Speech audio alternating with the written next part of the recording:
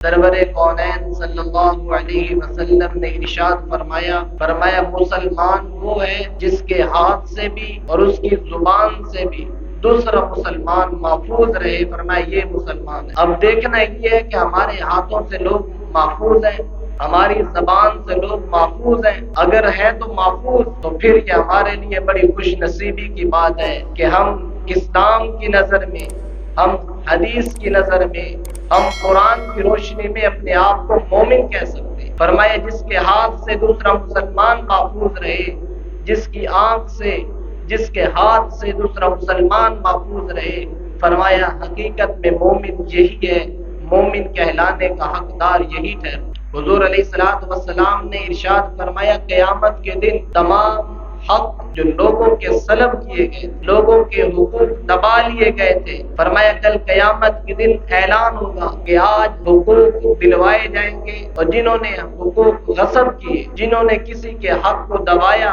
فرمایا ان کے وہ حق ان کو لے کر دیے جائیں۔ اور مسلم شریف کی دوسرے مقام پر محبوب کائنات صلی اللہ علیہ وسلم کا ارشاد ہے، فرمایا وہ شخص ہرگز جنت میں داخل نہیں ہوگا جس نے کسی مسلمان کا حق دبایا، جس نے کسی مسلمان کے حقوق کی دھجیاں بکھیری ہوگی۔ وہ حقوق ہمیں معاشرت میں اسلام نے کتنے لاگو کیے ہیں، کن کن پر لاگو ہیں؟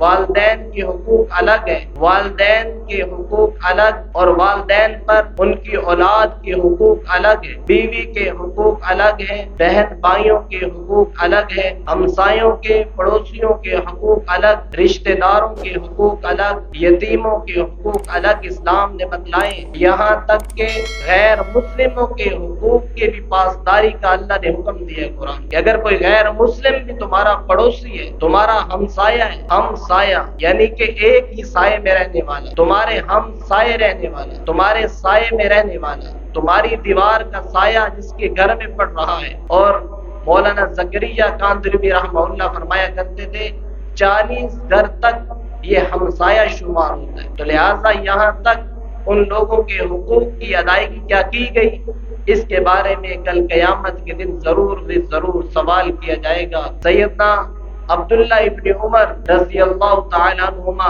آپ کے گھر میں پورے مہینے میں ایک دن گوشت پکتا تھا، اور پھر جس دن آپ کے خادم گوشت پکاتے اور آپ کے سامنے سالن اور روٹی لائی جاتی تو آپ سب سے پہلے پوچھتے کہ میرے پڑوس میں میرا ہمسایہ گھر ایک یہودی کا گھر ہے، کیا یہ گوشت اس کے گھر پہنچایا گیا؟ وہ کہتے یہ بھی تو نہیں پہنچایا۔ فرمایا جاؤ پہلے میرے اس ہمسائے کے گھر میں گوشت دے کر آؤ عبداللہ ابن عمر، اس کے بعد کھانا کھائے۔ باوجود کہ وہ یہودی ہے، لیکن اسلام نے غیر مسلم ہمسایوں کو یہ حقوق دیے ہیں، اور اس حقوق کی پاسداری کا امت مسلمہ کو حکم دیا ہے کہ ہرگز کسی کا حقوق اور کسی کا حق تلف نہ کیا جائے، سلب نہ کیا جائے۔ تو اس لیے ہمیشہ ڈرتے رہنا چاہیے، ہمیشہ اللہ رب العزت سے ڈرتے ہوئے زندگی گزارنا، احکامات شریعت کو سامنے رکھ کر زندگی گزارنا، یہی مومن کی شان ہے۔ نماز کا انکار کرنا کفر ہے، لیکن صرف نماز پر زور دے دینا، عبادات پہ زور دے دینا یہ کافی نہیں ہے۔ کسی کی عزت کا خیال نہ رکھنا، کسی کے حق کا خیال نہ رکھنا، اپنے منہ پر داڑھی سجا لی، سنت کے مطابق زندگی بنا کر گھر سے باہر نکلا، جس کے جی میں آیا جس کی عزت کر دی، جی میں آیا اسے ذلیل کر دیا، رسوا کر دیا، بڑے مجمع میں اس کے حق کو ضائع کر دیا۔ ایک مسلمان کی عزت اس کا بنیادی حق ہے، اس حق کو یہ غصب کر گیا اور یہ اپنے آپ کو کہتا ہے میں نمازی ہوں۔ یاد رکھیں نماز کا معاملہ میرا اور میرے اللہ کا معاملہ، یہ حق میرا اور میرے اللہ کے درمیان کا ہے۔ اللہ جسے چاہے معاف کر دے، اللہ جسے چاہے پکڑ لے، سزا دے، لیکن جو کسی کے دل آزاریاں کرتا پھرے، منہ پہ داڑھی رکھے، یا شریعت کا نام لے کر، یا یہ کہے کہ میں نمازی ہوں، مجھے کسی کے حق، کسی کی عزت، کسی کے ناموس کی کوئی ضرورت نہیں، میری سمجھ میں یہ بات نہیں آتی، تو یہ بات یاد رکھیں یہ معاملہ لوگوں کے درمیان کا ہے۔ اللہ رب العزت فرماتے ہیں ہم اس وقت تک اس بندے کی بخشش نہیں کریں گے جس وقت تک جس کی دل آزاری کی ہو، جس کا حق دبایا ہو، جس کا حق ضائع کیا گیا ہو۔ فرمایا جب تک وہ شخص سے معاف نہ کر دے ہماری عدالت میں ایسے شخص کی کوئی بخشش نہیں۔ اس لیے حقوق العباد کا خیال رکھنا یہ ایمان کا بنیادی حق ہے، بنیادی حصہ ہے۔ اللہ رب العزت ہمیں ہمیشہ حقوق العباد کا خیال رکھنے والا بنائے۔ جناب فاروق اعظم رضی اللہ تعالیٰ عنہ کے پاس ایک شخص آیا، کہنے لگا امیر المومنین فلاں شخص بہت اچھا ہے، بہت نیک ہے، کردار کا گفتار کا بہت خوبصورت ہے۔ تو جناب فاروق اعظم رضی اللہ تعالیٰ عنہ نے فرمایا کس بنیاد پر کہہ رہے ہو؟ کیا تم اس کے پڑوسی ہو؟ کیا تمہارا وہ ہمسایہ ہے؟ فرمایا نہیں۔ فرمایا کیا تم نے اس کے ساتھ کوئی سفر کی ہے؟ کہنے لگا نہیں۔ تو پھر آپ نے فرمایا مجھے یہ بتا کیا درہم کا دینار کا لین دین تمہارے ساتھ اس کا رہا ہے؟ تو کہنے لگے نہیں۔ فرمایا اچھا پھر تم نے اسے نماز پڑھتے دیکھا ہوگا؟ فرمایا جی امیر المومنین میں نے اسے نماز پڑھتے دیکھا ہے اور میں نے یہ فیصلہ کیا کہ یہ بہت اچھا آدمی ہے۔ فرمایا نہیں، تم یہ فیصلہ نہیں کر سکتے ہو نماز پر کہ یہ اچھا آدمی ہے جب تک کہ تم اس کا معاملات نہ دیکھ لو۔ اور آپ نے فرمایا کہ دین 100% میں سے 25% عبادات کا نام ہے اور 75% وہ معاملات کا دین ہے۔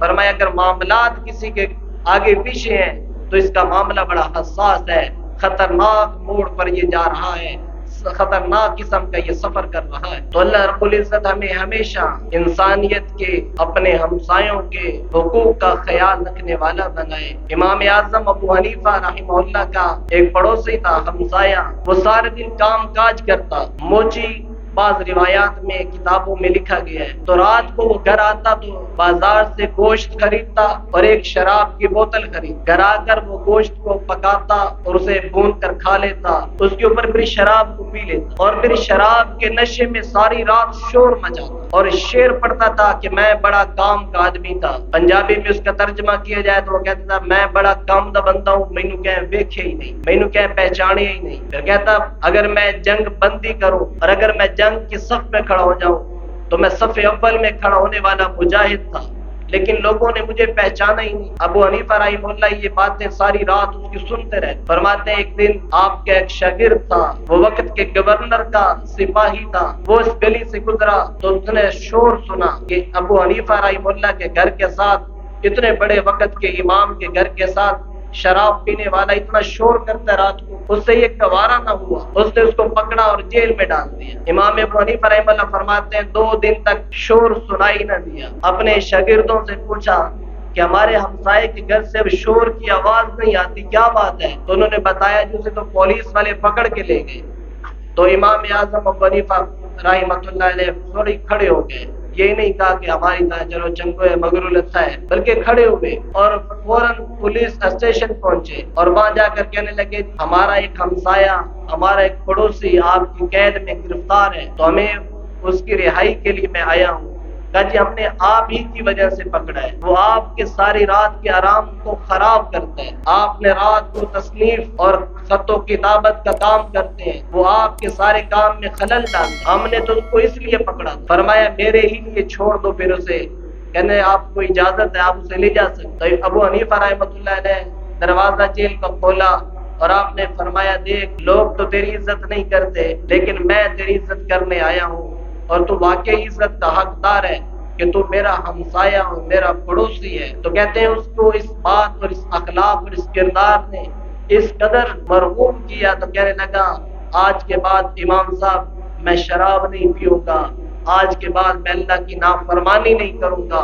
آپ نے واقعی ہمسائے کا حق ادا کیا ہے، پڑوسی ہونے کا حق ادا۔ ہمیں تو پتہ ہی نہیں ہمارے پڑوس میں رہتا، ہمارے پڑوس میں سویا ہوا کیا آج کھانا کھا کے سوئے؟ یہاں تک امام ابن تیمیہ رحمۃ اللہ علیہ فرماتے ہیں یہاں تک تمہارا حق بنتا ہے اگر تم صاحب استطاعت ہو، جو تم اپنے گھر کھانے کے لیے لاتے ہو، اگر تم صاحب استطاعت ہو تو اپنے اس غریب پڑوسی جو اپنے گھر میں کھانا کے ساتھ بچوں کو مزید فروٹ نہیں کھلا سکتے، فرمایا اس کو فروٹ پہنچاؤ۔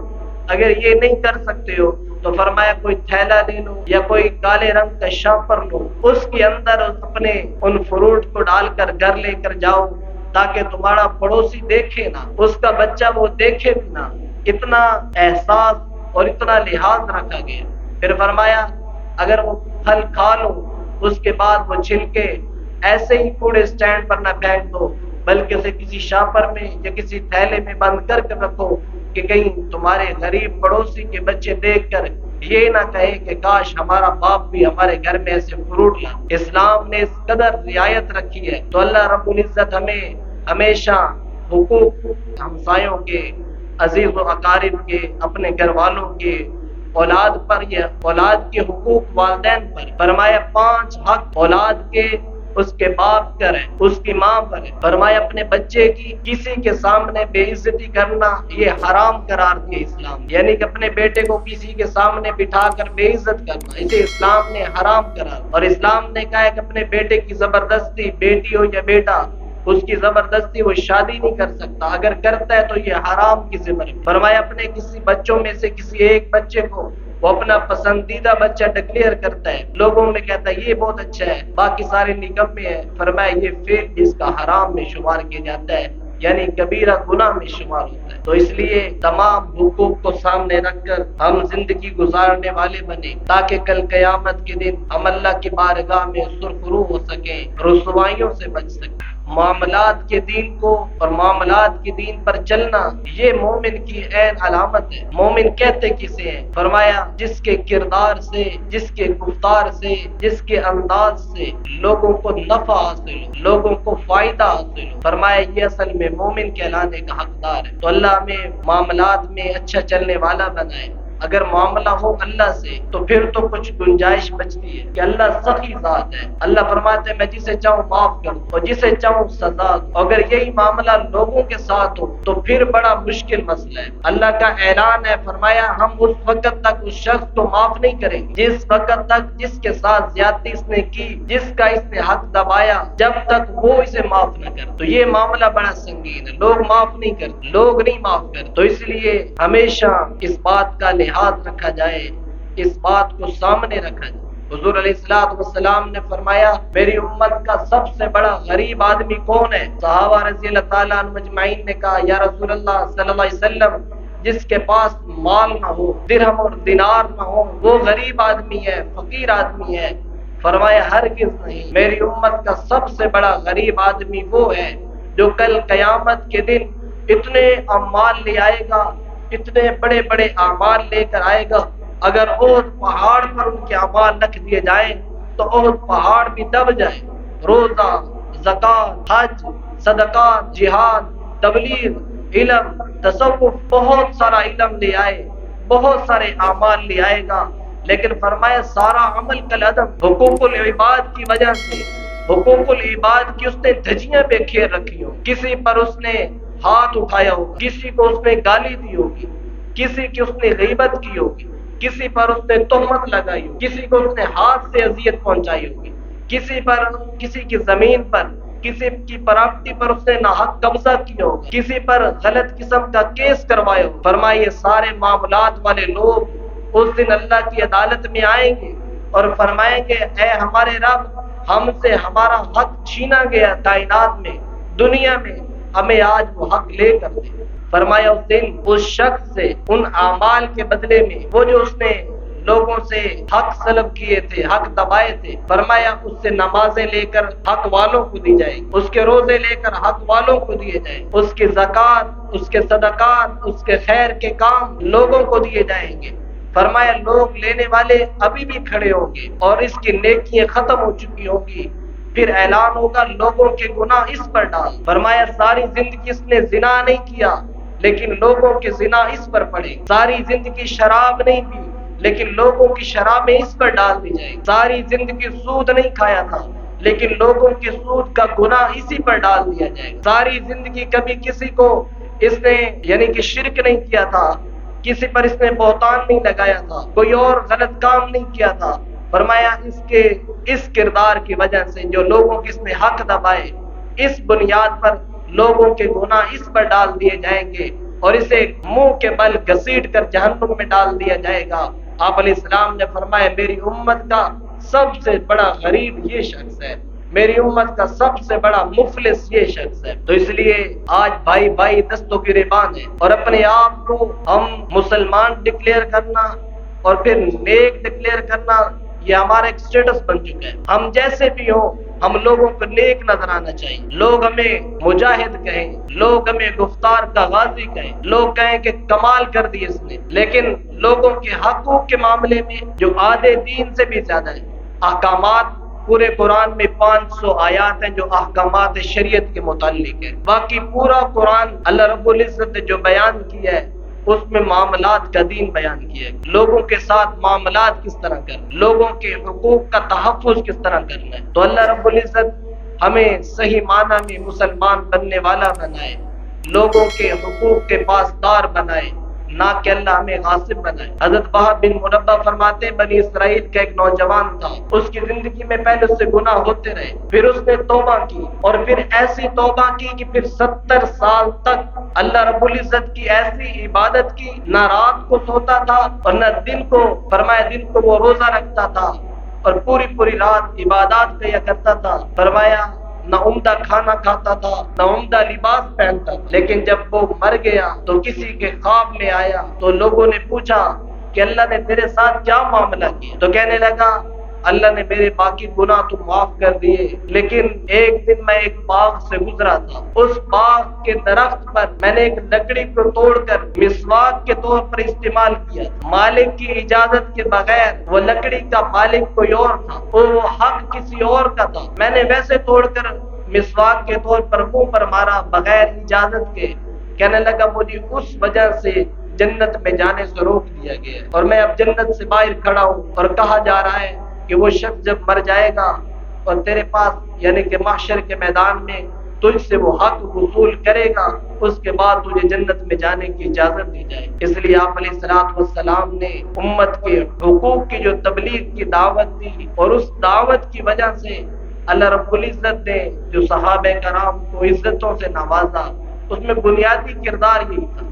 آپ نے وہ حدیث سنی ہے کہ ایک صحابی کے گھر میں سری آتی ہے بکرے کی, وہ کہتے ہیں میں نے آج تو کھانا کھا لیا ہے لیکن میرا پڑوسی شاید اس نے نہ کھایا ہو, وہ اس کے گھر میں گئی, وہ اس نے کہا بھی میرا پڑوسی ہے, یہ اس کا زیادہ حق ہے, اس کے بچے زیادہ ہیں, اس کو کھانا چاہیے. اس نے وہ سری اٹھائی اور ساتھ والے پڑوسی کے گھر میں, فرمایا 7 گھروں کا چکر لگا کر وہ سری پھر اسی صحابی کے گھر میں آئی جس نے پہلے صدقہ کیا. تو یہ جب جذبات تھے تو اللہ رب العزت نے صحابہ کرام کی عزت کی, صحابہ کرام کے ایمان کی قسمیں قرآن میں اٹھائی. آج ہم سمجھتے ہیں کہ ہمارے دلوں میں اطمینان نہیں, ہمارے کاروباروں میں برکتیں نہیں, ہمارے تجارت میں برکت نہیں, ہمارے گھروں میں سکون نہیں ہے. ہم اس بات کو ہرگز نہیں دیکھتے کہ کیا میرے دائیں بائیں رہنے والے گھروں میں لوگ کیا سکھ سے سوئے ہوئے ہیں, کیا وہ چین سے سوئے ہوئے ہیں. ہر مالدار پر غریبوں کا اس کے مال پر حق ہے جو اللہ نے زکوٰۃ کے ذریعے وصول کیا. ہم زکوٰۃ دینے سے بھی قاصر, ہم صدقات دینے سے بھی قاصر, ہم لوگوں کے حقوق دیکھنے سے بھی قاصر. اپنے گھروں میں اپنی بیوی ہے, اپنے والدین ہیں, اپنی اولادیں ہیں, ان کے حقوق کی بھی کوئی پرواہ نہیں, اور اپنے آپ کو 100% مومن ڈکلیئر کرنے کے لیے ہم ہر قسم کی تیاری کرتے ہیں. اس لیے میرے عزیزوں کوشش کرنی چاہیے اللہ تعالی ہمیں ہمیشہ امت اور اپنے گھر والوں کے حقوق کا خیال رکھنے والا بنائے. حقوق العباد کے بارے میں جتنا ہو سکے اپنے آپ کو حساس رکھیں. قدم بھی اٹھانا ہو تو سوچ کے اٹھائیں, کیا میرے قدم اٹھانے میں کسی کا حق سلب تو نہیں ہو, کیا یہ میں گفتگو کر رہا ہوں, کیا اس میں کسی کی عزت نفس مجروح تو نہیں ہو, کیا میں یہ ہاتھ اٹھا رہا ہوں کیا اس کی وجہ سے کسی کی رسوائی تو نہیں, کیا یہ میں قلم اٹھا رہا ہوں اس میں کسی کی بے عزتی تو نہیں, اس میں کسی کا حق تلفی تو نہیں. جب یہ جذبات ہمارے دلوں میں, ہمارے اندر یہ احساسات پیدا ہوں گے, اللہ رب العزت ہمیں نوازیں گے دین کے نور سے, قرآن کے نور سے, حدیث پاک کے نور سے. اللہ تعالی ہمیں اور ہماری نسلوں صحیح معنی میں حقوق اللہ اور حقوق العباد کا تحفظ کرنے والا بنائے. حضور علیہ الصلوۃ والسلام جب دنیا سے رخصت ہونے والے تھے, آپ 8 ربیع الاول کو مسجد نبوی میں تشریف لائے ظہر کے وقت, اور آپ ممبر پر تشریف فرما ہوئے اور آپ نے خطبہ دیا مختصراً, اور اس کے بعد آپ نے فرمایا لوگوں میں تمہارے اندر ایک زمانہ گزار کے جا رہا ہوں, اگر میں نے کسی کا حق دینا ہو تو آج آ کر لے لو, اگر میں نے کسی پر کسی قسم کی کوئی زیادتی کی ہو آج بدلہ لے لو میں حاضر ہوں، آج بدلہ لے لو میں حاضر ہوں۔ کون ہے؟ کائنات کے سردار ہیں، وجہ کائنات ہیں، جن کے طفیل امت محمد صلی اللہ علیہ وسلم جنت میں جائے، جن کے طفیل جنت کے در کھلے، جن کے طفیل کلمہ اور قرآن ملا، جن کے طفیل ہم مسلمان ہیں۔ حضور فرما رہے ہیں لوگوں اگر میں نے کسی کا کوئی حق دینا ہو تو آج آ کر لے لو۔ تو فرمایا صحابہ رونے لگے، اور ایک صحابی کھڑے ہوئے آپ کے بار بار اصرار پر، حضور آپ نے میرے 3 درہم دینے ہیں۔ فرمایا میں نے دینے ہوں گے، مجھے یاد نہیں ہے، مجھے یاد دلواؤ۔ تو کہا یا رسول اللہ آپ کے پاس ایک فقیر آیا تھا، آپ کے پاس اس وقت پیسے تھے نہیں، اور آپ نے فرمایا تھا تو دے دے میں بعد میں ادا کر دوں گا۔ یا رسول اللہ وہ 3 درہم آپ نے میرے دینے ہیں۔ فرمایا ہاں ہاں مجھے یاد ہے۔ پھر آپ نے فضل بن عباس رضی اللہ تعالیٰ عنہ سے کہا کہ میرے بھائی فضل، یہ قرض تیرے ذمہ رہا، یہ قرض تو ادا کر دینا۔ جس رات کی صبح ہو اللہ کے نبی دنیا سے رخصت ہوئے ہیں، حضور علیہ السلام کے گھر میں اتنا تیل بھی نہیں تھا کہ دیے جلایا جا سکے، ہیں 2 جہانوں کے سردار، اور آپ علیہ السلام جس کرتہ مبارک میں دنیا سے رخصت ہوئے، اس کرتے پر ایک روایت میں 7 پیوند اور ایک روایت میں 11 پیوند لگے ہوئے۔ 2 جہانوں کے سردار ہیں، امت کو بتایا ہے، پیغام بھی دیا ہے، اگر مشکل حالات آئیں تو صبر کا دامن نہ چھوڑنا۔ اور پھر ممبر پر آپ چڑھ کے جو فرما رہے ہیں لوگوں میں نے کسی کا حق دینا ہو تو آج آ کر لے لو، یہ امت کو پیغام ہے۔ میرا پورا معاشرہ ظالم ہو چکا ہے، ہمارا صرف امیر ظالم نہیں ہے، ہمارے غریب بھی ظالم، ہمارے صرف تاجر اور مالدار ظالم نہیں، ہمارے ریڑھی لگانے والے بھی ظالم۔ ناپ تول میں کمی کرنے والے کون ہیں؟ بڑے عمراء ہیں؟ نہیں، یہ دیہاڑیوں پر مزدور ہیں۔ تو اس لیے میرے عزیزوں ہماری زندگیوں میں اسلام آئے، ہماری زندگیوں میں دین آئے، ہم حقوق اللہ کی بھی تحفظ کرنے والے بنے، حقوق العباد کی بھی تحفظ کرنے والے بنے۔ اللہ رب العزت ہمیں ہمیشہ اپنے ہمسایوں کے، اپنے پڑوسیوں کے، اور خاص طور پر اپنے گھر والوں کے تمام حقوق ادا کرنے کی توفیق نصیب فرمائے۔ وآخر دعوانا الحمد